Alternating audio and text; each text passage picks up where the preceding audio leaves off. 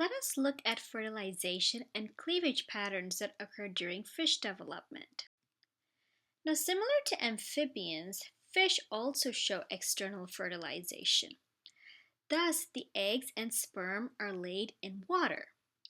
It should be remembered that fish are anamniotes, which means their eggs have to develop, which includes the fertilization process, in water so that dehydration does not occur. Now, if we come to the early development of zebrafish, these are fish and hence the fertilization will be external.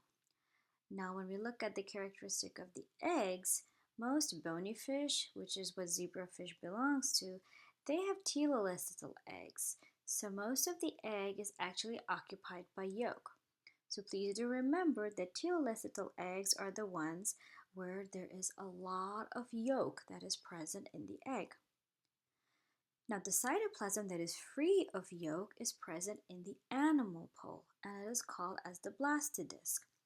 So when we look at the figure in the blue box, we're actually seeing an egg, and after fertilization occurs, the cytoplasm that does not have the yolk is there in the animal pole, and it forms this dome-like structure that's called as a blastodisc, and that is what we are seeing in the blue box. The blastodisc is the part that actually forms the embryo. All the cleavage steps occur in the blastodisc, and the type of cleavage is meroblastic discoidal cleavage.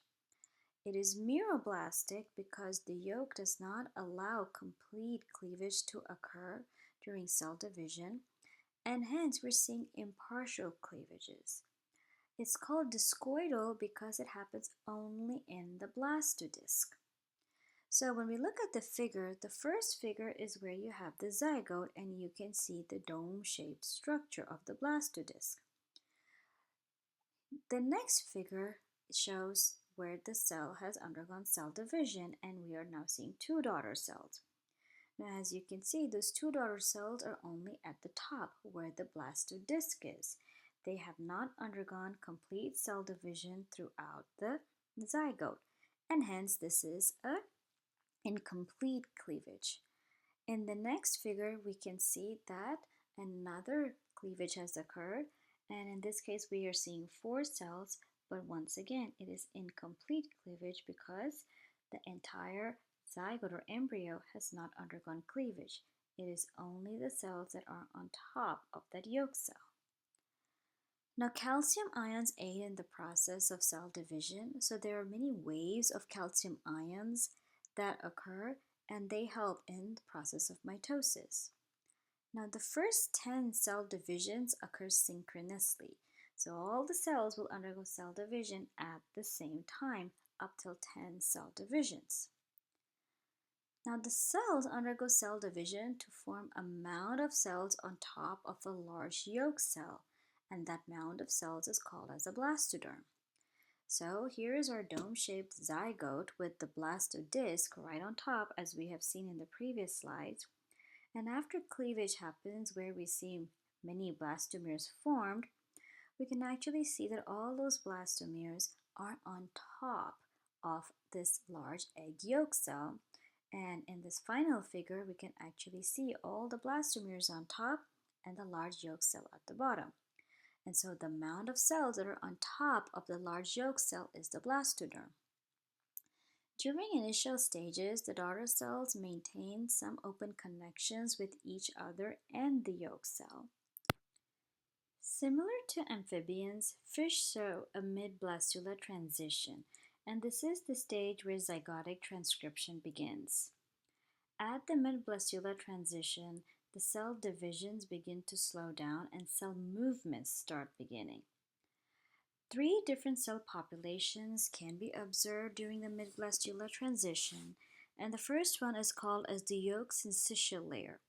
They do not contribute to the cells or nuclei to the embryo, and if we focus on the figure, the part that is in the blue box where we see these orange colored dots, those are the yolk syncytial layer. The next part that is observed is the enveloping layer or EVL. This is the part that is shown in the blue box, and in the figure where we can actually see the blue dome-like structure on top, it is on the outside of that blue dome-like structure, and hence it forms a protective covering around the embryo. The third population are the deep cells. The deep cells are between the enveloping layer and the yolk syncytial layer, and hence they are on the inner side of the blue dome. And these are the cells that will actually form the embryo. So let's look at each one of these cell populations in more depth. The yolk syncytial layer, as I told you, does not contribute to the cells or nuclei to the embryo. It is formed when cells at the vegetal end of the blastoderm, and remember the blastoderm is where all the cell division happens, that is right above the yolk cell, which is the blue layer in that figure. You have cells at the vegetal end fuse with the yolk cell, which is that big yellow thing at the bottom. This fusion leads to a ring of nuclei in the part of the yolk cell cytoplasm just below the blastoderm, and that is what is shown in the blue box. So this ring of nuclei is the yolk syncytial layer. Now the yolk syncytial layer plays important roles in generating the fish organizer, patterning of the mesoderm, and leading epiboly of the ectoderm. Now there are two parts to the yolk syncytial layer. The internal yolk syncytial layer are the nuclei that move under the blastoderm but are present in the yolk cell. And so when we see that small layer in the blue box, all these are the internal yolk syncytial layers, and they will actually be below the blastoderm. The external yolk syncytial layer are nuclei that are ahead of the blastoderm, so they are on the outer side. When we look at the enveloping layer, it is made of the most superficial cells of the blastoderm. They are about 1 cell layer in thickness and form an epithelial sheet that forms a protective coating, and hence it allows the embryo to develop in a hypotonic solution. So the environment in which the zebrafish stay is a hypotonic environment, like a freshwater river or so. And so this way, the enveloping layer will form a protective coat. We should remember that if we put cells in a hypotonic solution, they tend to burst. The same is true for an embryo, and this way the enveloping layer protects the embryo from or its cells from bursting. And the part of the blue box shows where the enveloping layer actually is, which is the most superficial part of the blastoderm, or the outermost layer of that blue dome in the figure. The deep cells, as I said, are sandwiched between the AVL and the YSL, and they are the cells that will actually give rise to the embryo. When we look at the fate map of the egg in the case of fish, the fate maps can actually be made by injecting non-diffusible fluorescent dyes into the blastomeres and following their course of development.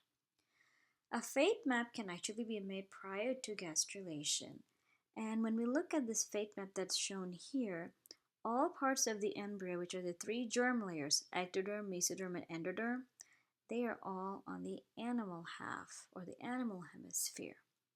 When we look at the lower part, where the vegetal pole is, that is where the yolk cell is. So all the cells that will actually make parts of the embryo are present above the yolk cell. To summarize, we looked at the fertilization and cleavage processes that occur during the development of zebrafish. We also learned about different cell populations and their fates, and we also looked at a fate map that represents fish development.